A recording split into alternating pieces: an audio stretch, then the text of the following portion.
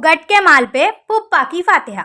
ये तो एक कहावत है, लेकिन हमारे एक्स सीएम और तेलंगाना के नक्टे मामू इस कहावत को हकीकत में बदल दिए। इस कहावत को हकीकत में बदले तो भी ऐसा बदले इनकी जागीर है वैसा।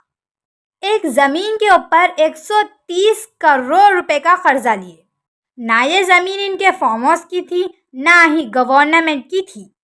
ये 16 एकड़ से ज़्यादा ज़मीन तो 1978 में बस डिपो और बस स्टैंड बनाने के लिए एक निज़ामों के वैसे ज़मींदार डीवी वेंकट नरसिम्हा राव ने दी थी, पब्लिक की सहूलत के लिए। और अब डीवी वेंकट नरसिम्हा राव की फैमिली को मेरचल में कर्नम पंतुल फैमिली से जाना जाता है। और ये 16 एकड़ ज़मीन जो डीवी वेंकट नरसिम्हा राव ने बस डिपो और बस स्टैंड बनाने के लिए दी थी, उसमें से बीआरएस पार्टी नक्टे मामू की हुकूमत ने 6 एकड़ 31 कुंटे ज़मीन को रहन रखा दिया, वो भी 130 करोड़ रुपए में। और ये ज़मीन ना ही किसी कॉन्ट्रैक्टर के पास रहन रखा है, ना मारवाड़ी कन और ना ही सेंट्रल गवर्नमेंट के पास। नक्टे मामू तो ये 6 एकड़ 31 कुंटे ज़मीन 130 करोड़ रुपए में यूनियन बैंक ऑफ इंडिया के पास रहन रखा है 2002 मार्च की 19 तारीख को। और ये 2002 में रहन रखा है सो बात तेलंगाना में बीआरएस की हुकूमत थी तक तो नहीं मालूम हुई।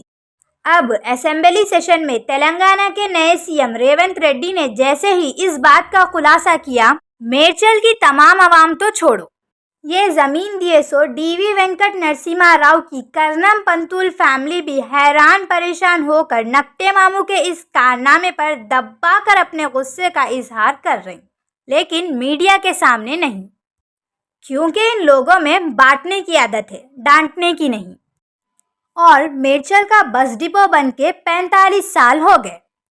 मेरचल मेजर ग्राम पंचायत से म्युनिसिपल हो गया और अब डिस्ट्रिक्ट भी बन गया, लेकिन मेरचल मंडल के बहुत सारे गांवों में आज तक भी बस सर्विस नहीं है।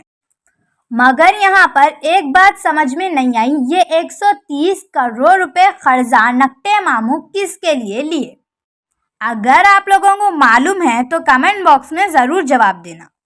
और अपने आप को नंबर 1 मिनिस्टर बोलने वाले एक्स मिनिस्टर मल्ला रेड्डी, आप भी इस पर ज़रूर गौर करना, क्योंकि ये किसी के बाप की जायदाद नहीं है, ये आपके कॉन्स्टिट्यूएंसी की पब्लिक की प्रॉपर्टी है।